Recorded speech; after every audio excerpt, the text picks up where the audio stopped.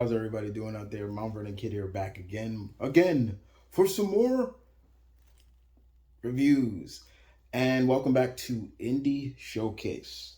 As you all know, Indie Showcase, the series where I review all comics from independent companies, from the highest of highs to the lowest and all around. Basically, meaning from the biggest to the smallest, but showcasing them, putting spotlight on them. And today, guys, we're gonna I'm going to review two books from Zenescope. As you all know, I am a huge Zenescope fan. I do love their work. My favorite character from the Zenescope universe is Robyn Hood. And speaking of Robyn Hood, that's exactly who we're going to talk about today. So let's give it a whirl. So two books, two one-shot stories from Robyn Hood. And we're kicking it off with the first one being Robyn Hood, Night of the Hunter. Like the cover? It's a really nice cover. Check that out. Really nice. I even got another cover of it too. This is a pretty one too. That's nice too. So this was written by Joe Busha.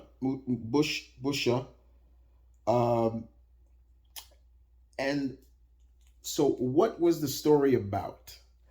Well, Robyn has dealt with monsters, sleazy assholes who were monsters, using their money to hurt people all around.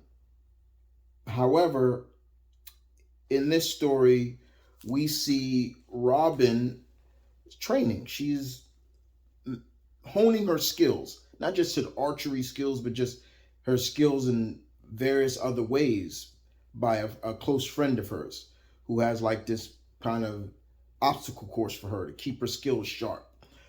Um, and she's kind of wondering. Robyn's like, okay, why am I constantly doing this? Why is this being why is this why am I needed to keep up this? And her friend is saying, you always got to keep yourself sharp. Lo and behold, we somewhere else, I don't think it's in New York, but somewhere else, we're seeing a mysterious figure talking to another mysterious figure, but she looks younger, and you could see on his wall mounts of all types of creatures, and he is in a sense testing this young ward, I guess. Robyn and her friend she says, you need a vacation just to relax, get away from it all for a while. So they fly off out in the Midwest, and Robyn is enjoying herself for a while, and unfortunately, bad things start coming knocking. And the bad thing is this mysterious young warrior or hunter who is looking at Robyn as some kind of quarry. So the hunter has become the hunted. It's a cat and mouse game between Robyn and this young warrior. And Robyn has to hone her skills and use the skills that she's had, but also these new acquired skills play a big factor, and we get to see that. More importantly, we get to see that at one point in dire need, Robyn gets poisoned, and she is able to wean off the poison because of her power. Now, as you all can see, Robyn, one of her eyes glows like yellow. That's played up more in this issue, and so her powers have grown. And I love how Robyn is able to deal with this girl, and we still never get her name. We never get her name. We never get what's the beef with her. But she somewhat hates Robyn. that was probably my biggest problem with the one shot, is that we never got to really understand, why is she doing this? Why is she doing this? But here we do get to see that Robyn is able to handle herself, and it kind of ends on a good note. But yeah, it was really, really fun. This is a pretty good one shot that have enjoyed. Zenescope has been doing that as of late, coming out with one shots of their characters. Not usually, Zenescope we usually do like 5-part miniseries, but we haven't seen one in a while. But I enjoyed this very much. It was really good.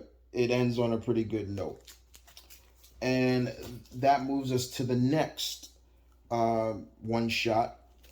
Robyn Hood, Welcome Home, Home Sweet Home. This is a little bit more of a psychological one shot, especially the writer Joe Brusha does a really good job again with the writing. And in this, Robyn is back home in New York City, and she is being haunted by her childhood. Now, she's had a rough childhood, very much a rough childhood. Not even before she had her eye ripped out, but before that, before her, when her parents, and then she went to go live with her cousin and and uncle, her uncle was not someone you would consider a loving parent, in a sense, a loving uh, parent to, because he would molest his daughter, and he would try to molest Robyn as a child. And there'd be times her cousin would just allow it, because if she fought back, she would get it worse. And Robyn would never let that happen. Anytime he would, try to attempt to touch her in very vulnerable places. This was not a series for the faint of heart. If you're not really used to this kind of storytelling, yeah, you may get a little disgusted by it. But yeah, she had a really bad uncle, and then that uncle comes back in the form of some sort of demon and is chasing Robyn all over, just to showcase, you could never do anything to me, and because of you, you left your cousin behind. And that's always been a guilt about Robyn. She left her cousin to be with the monster, and that storytelling is what really tells the story. And it was really good just to see the psyche of Robyn in this. Like, what was going through her head, and why didn't she come back for her cousin? Why didn't she do this? Why didn't she do that? How many options could she have had in telling this story, in telling the outcome of it? But at the end of the day, she realized that she had to get away from the monster to defeat the monster. Because by the end of this issue, she is able to defeat that monster with her own power. This power that has been growing in her ever since. And like I said, that's why one of her eye, I think it's her left eye, is like, there's no pupils and everything like that. But it is played up really well in this. This was a really good story. Just when you see stuff like this, like, yeah, after my parents died, I went to go live with my aunt and my uncle, but my uncle used to touch me and play stuff like that. That's always going to creep me out and piss me off. And throughout this whole story, I was just, I love Robyn, and even more, I was just like, I wanted her to just kill this bastard, and she did. But it was a good story. I know there's another there's another one out. I will review more Robyn Hood. But yeah, I really enjoyed those two stories of Robyn Hood, um, Night of the Hunter and Home Sweet Home. Really good job by Joe Brusha. His writing is always solid. I think he's a co-creator or of Zenescope. So um, he does a really good job at writing one of my favorite characters, Robyn Hood. Uh, really good stuff. Really good stuff. Well, guys, I hope you guys enjoyed that video. I hope you enjoyed the review of me showcasing and putting the spotlight on Robyn Hood from Zenescope. I'll be back for some more. I'll be back with some more. I got some more for you for this for indie showcase. Like I said, from the biggest indie comic companies to the lowest, and all around, we're gonna have more. Thank you for watching. Thank you for tuning in. I'll see you guys next time. Deuces.